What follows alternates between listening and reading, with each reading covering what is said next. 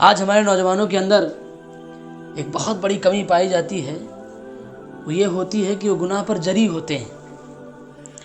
مطلب گناہ کیا اور اس کے بعد گناہوں کو اپنے دوستوں میں شیئر کرنا، یہ سب سے بڑی خطا ہے۔ نبی کونین صلی اللہ علیہ وسلم ارشاد فرماتے ہیں، یہ بخاری مسلم دونوں میں، حضور ارشاد فرماتے ہیں کہ ساری امت کی بخشش ہو جانا ہے، پر اس کی بخشش نہیں ہونا ہے جو اعلانیہ گناہ کرتا ہے۔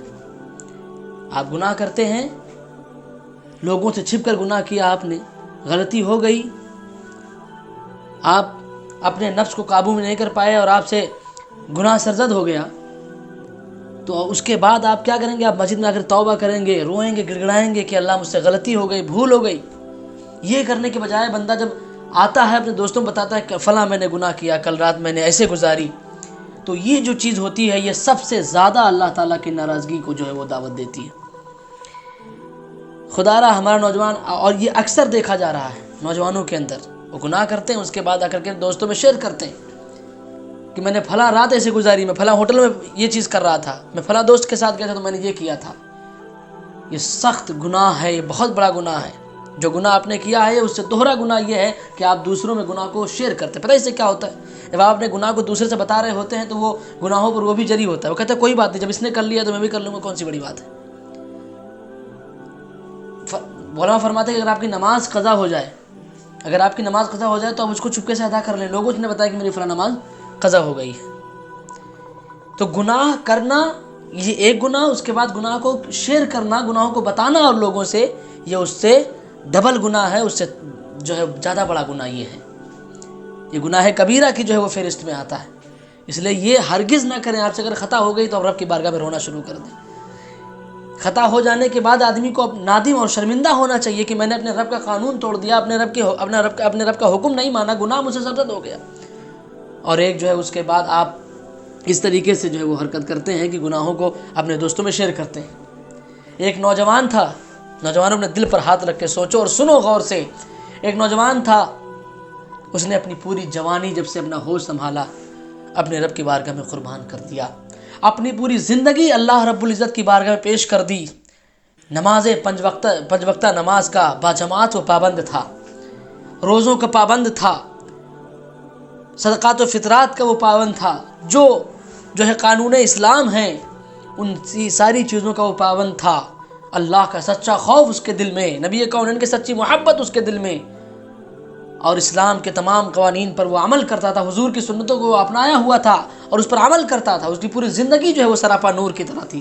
ایک وہ بھی نوجوان تھا، پھر بھی خوف خدا اتنا زیادہ تھا اس نوجوان کے اندر کہ اپنی پوری زندگی میں اس نے گناہ نہیں کیا اور رب کا حکم نہیں توڑا، اپنے رب کو ناراض نہیں کیا۔ اس کے بعد بھی خوف خدا کا عالم یہ تھا کہ جب وہ نوجوان انتقال کرنے لگا تو اس نے ماں کو بلایا اور کہا، ماں جب میرا انتقال ہو جائے تو میرے بدن کو رسی میں باندھ کر کے پورے آنگن میں گھسیٹنا، مجھ کو پورے آنگن میں گھسیٹنا، تاکہ جو ہے وہ اور یہ اعلان کرنا کہ میں اس کو یہ سزا ملنی چاہیے، یہ وہ لڑکا ہے، یہ وہ نوجوان ہے، یہ وہ انسان ہے کہ جس نے اپنے رب کا حق ادا نہیں کیا، اپنے رب کی جو ہے وہ رضا حاصل نہیں کی دنیا میں۔ اس کی ماں کے رونے لگی اور کہنے لگی، بیٹا پوری زندگی تو نے رب کی بارگاہ میں گزار دیا ہے، پوری جوانی رب کی بارگاہ میں تو نے پیش کر دیا ہے، اب یہ کیوں کہتا ہے؟ اس نے کہا، نہ، میری آخری وصیت ہے، ماں قبول کر لے۔ اس کی ماں نے کہا ٹھیک ہے۔ جب اس کا انتقال ہو گیا تو اس کی ماں نے اس نوجوان کو رسی میں لپیٹ کر کے اور پورے آنگن میں جب گھسیٹنا شروع کیا تو گھر کے در و دیوار سے آواز آ رہی تھی، ایسا نہ کرو، یہ اللہ کا بندہ ہے، اس نے رب کی رضا حاصل کر لیا ہے، اس نے اپنے رب کو راضی کر لیا ہے۔ نوجوانوں، ایک بھی نوجوان تھا، ایک تم بھی نوجوان ہو۔ کوئی گناہ نہ کرنے کے باوجود بھی خوف خدا کا عالم یہ تھا کہ وہ وصیت کر گیا کہ جو ہے مجھ کو گھر میں گھسیٹا جائے تاکہ لوگ گواہ ہو جائیں کہ میں اپنے رب کا نافرمان تھا۔ حالانکہ وہ اپنے رب کا فرما بردار بندہ تھا، اپنے رب کی رضا حاصل کرنے والا بندہ تھا، پھر بھی خوف خدا کا عالم یہ تھا۔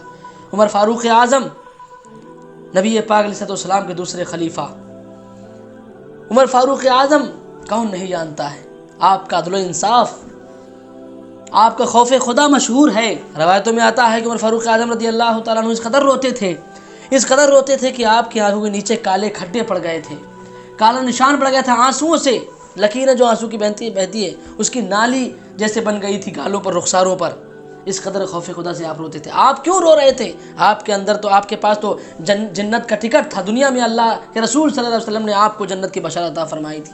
عشر مبشرہ میں سے آپ کا جو ہے وہ شمار ہوتا ہے آپ کا.